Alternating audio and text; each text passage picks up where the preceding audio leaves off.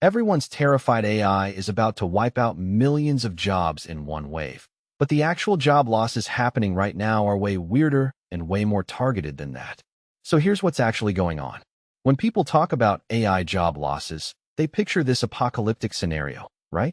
Like, one day you wake up and suddenly 50% of office workers are laid off because ChatGPT can do their job. It's dramatic, it makes good headlines, and it's also not really what's happening in the real world. What is happening is way more subtle and honestly way more interesting. First, let's talk about what the data actually shows. We're not seeing massive layoffs tied directly to AI yet. What we are seeing is something called job churn. Basically, companies aren't firing people in huge waves. Instead, they're just not replacing them when they leave. Someone retires, someone quits, someone moves to a new role, and instead of hiring a replacement, the company says, actually, we can use AI to handle part of that work now. That person's job disappears, but there's no dramatic firing.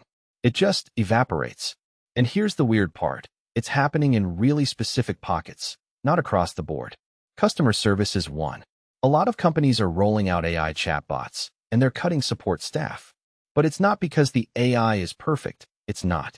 It's because the AI handles like 60 to 70% of basic inquiries, and that's enough to justify cutting headcount. The company still has humans, but they're handling the complicated cases, the angry customers, the edge cases the AI can't figure out. Same job, fewer people, and everyone's working harder.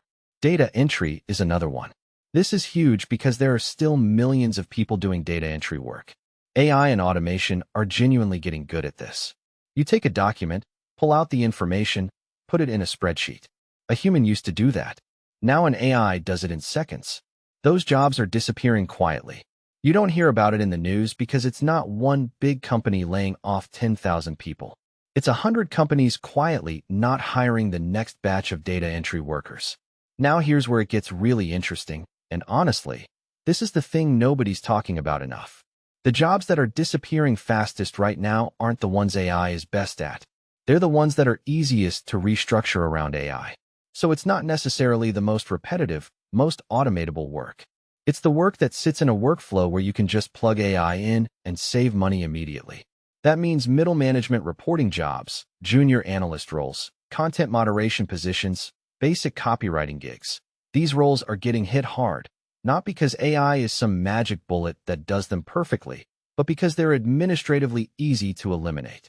Meanwhile, jobs that are way more repetitive and way more AI-friendly, in theory, like some manufacturing, some logistics, those are actually pretty stable right now because the infrastructure to replace humans there is expensive and complicated. You need to retool factories. You need to integrate systems. Companies are moving slower there. So the actual pattern of job loss isn't AI replaces humans at X task. It's AI makes it possible to redesign a job so that fewer humans do it. And that redesign is cheaper and faster to implement than actually building a robot. There's also something happening that I think is really important to understand, which is the skill bifurcation. What we're seeing is that jobs are splitting into two categories. There are jobs that are becoming more valuable because you need a human to supervise or edit or think critically about AI output. And there are jobs that are becoming less valuable because the work is getting commoditized. A junior copywriter right now? That role is under pressure because a human can prompt ChatGPT faster than they can write. But a senior copywriter or a creative director, that role is actually becoming more important because someone has to make sure the AI output is good, on brand, and not completely insane. So if you're early in your career, that's rough. You're competing with AI tools that cost $10 a month. But if you're experienced, if you have judgment and taste and the ability to evaluate quality, you might actually be in a better position than you were 5 years ago. Here's what I think is the most important takeaway, though. The job losses happening right now are real, but they're not the extinction-level event everyone's talking about. They're more like a slow reorganization. Companies are figuring out how to do more with less. That sucks if you're the person being let go or not hired. But it's not the robot apocalypse. What's actually scary, if you want my honest take, is something different. It's that we're not really paying attention to where the losses are happening. We're focused on the dramatic future predictions and missing the real, quiet job destruction that's happening right now in customer service, in data work, in junior analyst roles. And because it's quiet, There's no policy response, no retraining programs, no serious conversation about what people in those fields should do. That's the thing I think about a lot. Not, will AI take all our jobs? It's, are we paying attention to the jobs it's actually taking right now? And are we doing anything to help the people affected? But here's the thing. This stuff is changing so fast that by the time you read an article about it, the situation's already different.